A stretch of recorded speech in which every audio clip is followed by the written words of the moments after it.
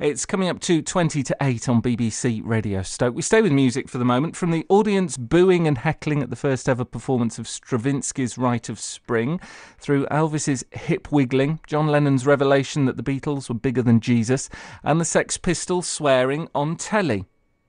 No matter what the era, music's always had its way of causing controversy. And nowadays, it's the styles of rap and hip-hop that have come under the microscope. Even the Conservative leader David Cameron got involved last month when he criticised the BBC for playing music which he said encouraged people to carry guns and knives. Not something I've heard Rod Stewart do lately. Now, a group of inmates at a young offenders institute in Staffordshire are using the music to change attitudes and get back on the straight and narrow. BBC Radio Stoke's Matt Lee went to see what effect that music's having. It might have sounded good and whatnot, but people talking about killing parents, killing each other, it made the younger youth around react different. They started picking up guns, 12-year-olds going in jail for murder and things like that. It was nothing to be proud of, you know. But now 18-year-old Joel, an inmate at the Young Offenders Institution, Werrington College, is doing something to make himself proud.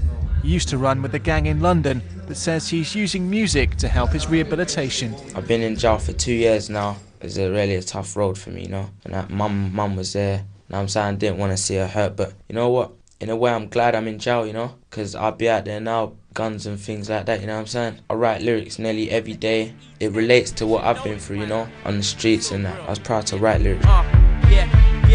Where I come from, it's raw sewage in the slums. If I catch you slipping, ask you what you're doing in the slums. Joel, whose rap name is Fender, says he wants other people his age to not fall for the perceived glamour of guns, knives and gang culture that exists in rap music. We're trying to get across to guys that gun crime is not the answer to all music. You can chat about life, lifestyles, politics and things like that, you know, and let other people enjoy it. You haven't got to talk about killing people and, you know, it isn't making no sense at the end of the day. I've just been really enjoying writing love songs and things like that. It's a big change, you know. They used to think about a place in the sun. Not only them, but their dream kids, a daughter or a son. And helping Joel make that change is musician Ornette Clennon, who leads the Sonic DB project at Werrington. Some of the lads who came in were really sort of into the whole glamourisation of gun crime and all of that.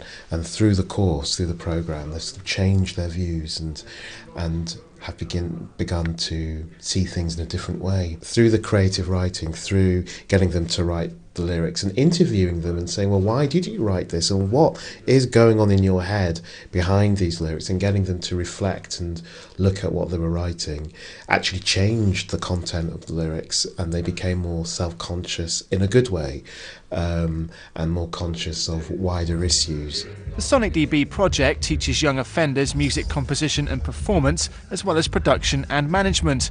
And if it doesn't lead on to a career in the industry, Ornette says it gives the teenagers something more important. Their being in here affects their whole family and their whole community. When they get out, if they can hold their heads up and have that sort of self-confidence and higher self-esteem to really want to achieve something and not want to turn to a life of crime again, that will have really important knock-on effects for their families and their communities.